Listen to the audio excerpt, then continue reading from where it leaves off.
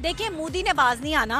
मोदी की ज़हनी बीमारी का बताएं, किस डिसऑर्डर में वो मुब्तला हो चुका है ताकि वो उधर इंडिया में किसी अच्छे माहिर नफ्सियात से अपना इलाज। इंडिया के सारे लोग तो मुझसे राब्ते में हैं, तो मैं तो मोदी का इलाज जो है वो फ्री ऑफ कॉस्ट कर दूंगी। इसका इलाज करते हैं, लेकिन फिर भी मैं इसको जो है वो लाइलाज करार देती हूँ। क्या इलाज सिर्फ एक ही है सैयदा आसम अली? यार ये मोदी लित्तर खाने वाले फिर हरकतें कर रहा है। पागल कुत्ते को मारना चाहिए, लितर के जान से मार देना चाहिए। पाकिस्तान के जो ये कमांडर हैं, ये इंडिया के लोगों के ख्वाब में रात को और मोदी के ख्वाब में आते हैं और डराते हैं, और फिर ये रोते हैं रात को, उठ के भागते हैं बाहर की तरफ कि कहीं हमें कोई जहाज मारने तो नहीं आ गया। अस्सलाम वालेकुम पाकिस्तान, मैं हूँ आपका मेज़बान ज़ैन आसी और आप देख रहे हैं 365 न्यूज़।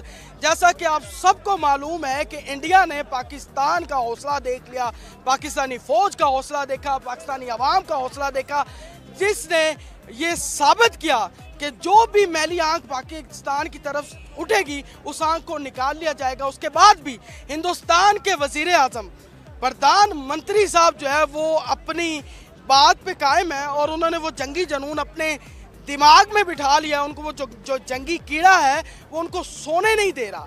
मोदी साहब की तकरीर से अंदाज़ा हो गया कि वो पाकिस्तान और मुसलमानों से कितनी नफरत करते हैं, लेकिन यहाँ एक एक पाकिस्तानी अपने खून के आखिरी कतरे तक मोदी और आरएसएस नजरिए के खिलाफ खड़ा है।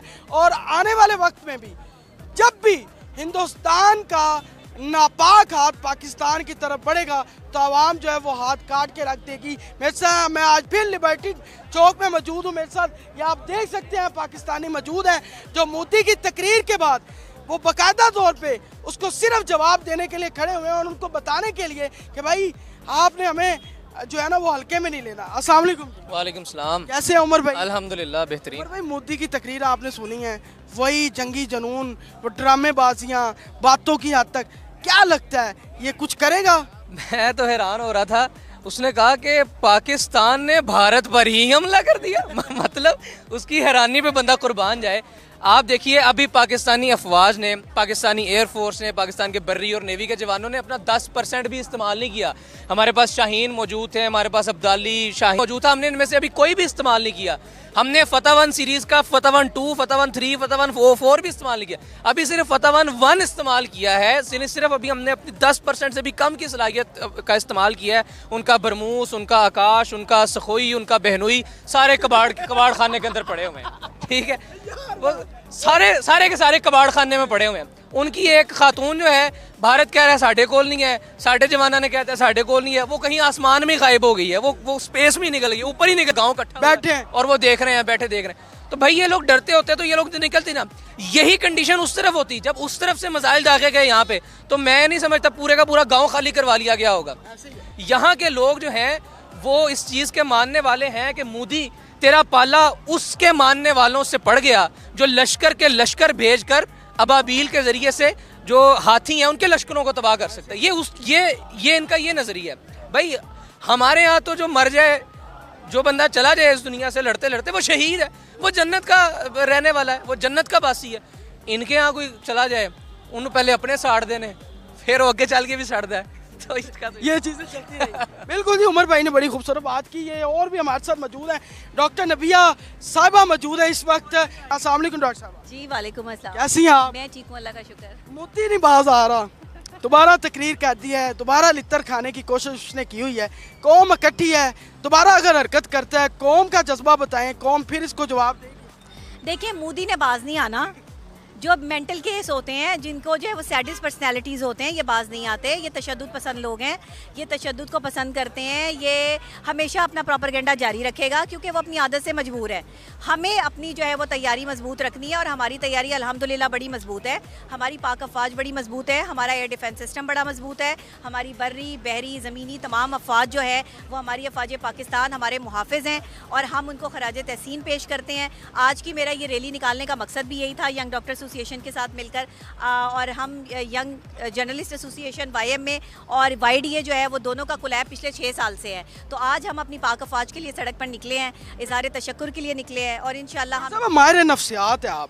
मोदी की ज़हनी बीमारी का बताएं कि उसको किस बीमारी का अब है, उसको किस डिसऑर्डर में वो मुब्तला हो चुका है ताकि वो उधर इंडिया में किसी अच्छे माहिर नफ्सियात से अपना इलाज करो। अच्छा, इंडिया के सारे लोग तो मुझसे राब्ते में हैं। इंडिया में तो शायद कोई अच्छा माहिर नफ्सियात है ही नहीं, तो मैं तो मोदी का इलाज जो है वो फ्री ऑफ कॉस्ट कर दूंगी। यहाँ लाएं इसको, मेंटल हॉस्पिटल में एडमिशन करवाते हैं, इसका इलाज करते हैं, लेकिन फिर भी मैं इसको जो है वो लाइलाज करार देती हूँ। इसका इलाज मुमकिन नहीं इसका है। इलाज सिर्फ एक ही है, सैयदा आसिम मुनीर। इसका इलाज सिर्फ हमारा सिपा सलार है, हमारे मर्द मुजाहिद, हमारे मर्द मोमिन है, और एक सैयद से इसने पंगा लिया है, और सैयद से पंगा लेना इतना आसान काम नहीं है।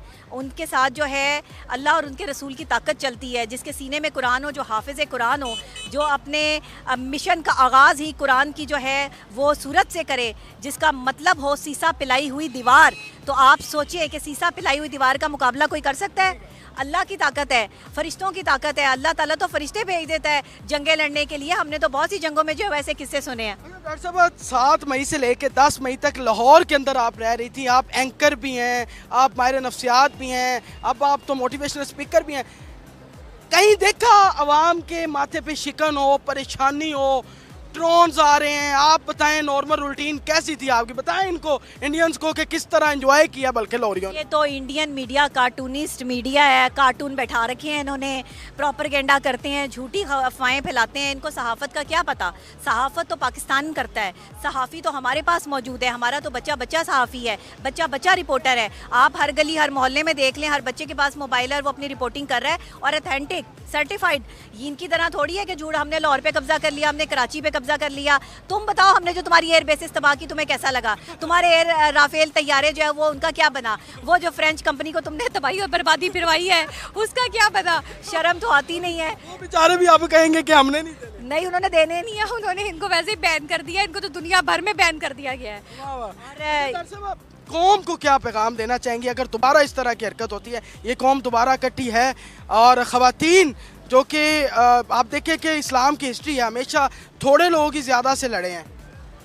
देखें, 4 लोग भी हों और जज्बा ईमानी के साथ हों तो उनका मुकाबला 10,000 की फ़ौज नहीं कर सकती। तो यहाँ पर हम जज्बा ईमानी के लेकर जो है वो ज़िंदा हैं, और हमारी तमाम तर अवाम जो है पाक फ़ौज के पसे पुश्त खड़ी है, और जिस फ़ौज के पसे पुश्त पे अवाम खड़ी है उसका मुकाबला कोई नहीं कर सकता। हमारे साथ हारिस खोखर साहब भी मौजूद हैं। हारिस खोखर साहब से बात करते हैं। हारिस साहब, मैंने बड़ी वीडियोस देखी, आपने बड़ा इंडिया को ना तुन के रखा हुआ था आपने। यार ये मोदी लित्तर खाने वाले फिर हरकतें कर रहा है, ये इकल्ले तो नहीं जाके कुट नहीं आते तुसी? देखें, लित्तर खाने वाली हरकत तो ठीक है, पागल कुत्ते को मारना चाहिए, लित्तर के जान से मार देना चाहिए। जान से मार तो ये पागल कुत्ता है, ये काटने को फिरता है, ये पागल मेंटली रिटार्डेड इंसान है। और पाकिस्तान के जो ये कमांडर हैं, ये इंडिया के लोगों के ख्वाब में रात को और मोदी के ख्वाब में आते हैं और डराते हैं, और फिर ये रोते हैं रात को, उठ के भागते हैं बाहर की तरफ कि कहीं हमें कोई जहाज मारने तो नहीं आ गया। और दूसरी बात ये है कि इंडिया के एयर चीफ जो हैं, जो कि हेड हैं, वो मैं ये टेढ़े पड़ी हैं। मैं सिख हो के, वो एक सिख थे और हिंदू इंतहा पसंदी, यहाँ तक है कि हिंदू इंतहा पसंद जो विंग कमांडर्स हैं वो अपने एयर चीफ को मार रहे हैं। इसको किस तरह देखते हैं? क्या इंडिया अपने अंदर लड़ाई तो पहले खत्म करे? इंडिया के एयर चीफ को चपेड़ें पड़ गई, कमरा लॉक करके ठुड्डे चपेड़ें, 3 लेफ्टिनेंट जनरल को मोदी ने चेंज कर दिया। इतनी आला सतह पे कभी किसी फौज में जंग के दौरान चेंजिंग हुई है? पाकिस्तान में तो एक कप्तान भी चेंज नहीं हुआ। यानी कि पाकिस्तान बुकलाड़ का शिकार नहीं, ये बुकलाड़ का शिकार है। बॉर्डर पर ये खड़े करते हैं कश्मीरी फौजियों को और सिख फौजियों को, ताकि हमला हो तो वो मरे, हिंदू ना मरे हैं। फिर अमृतसर में जो इन्होंने वो जलंधर में, फिरोजपुर में हमले किए, यानी कि इंडिया ने हिंदुस्तान को हमले का निशाना बना दिया खुद ही। यानी कि सिख पाकिस्तान के खिलाफ हो जाए, लेकिन सिखों को पता चल गया है कि ये हमले इन्होंने किए थे, ये तो बगैरत है। मोदी जो है उसकी शलवार और उसकी धोती जो है वो गीली हो चुकी है। हारिस भाई, मुझे ये बताएं कि ये अगर दोबारा हरकत होती है, कौम वापस इकट्ठी है अपने सिपा सलार के साथ? कौम सीसा पिलाई हुई दीवार है, कौम इकट्ठी है। कौम ने जो है S-400 को तबाह कर दिया, एयर बेसिस को तबाह कर दिया।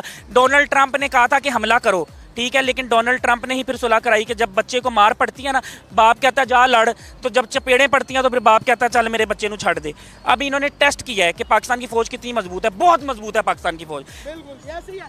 बिल्कुल हारिस खोखर साहब, डॉक्टर नबिया और पूरी YMA की वाइडी की आप लोग देख सकते हैं, जिन्होंने यहाँ बाकायदा तौर पे एहतजाज किया और बताया कि पाकिस्तानी कौम जो है वो हमेशा सीसा पिलाई हुई दीवार अपनी फौज के साथ खड़ी है।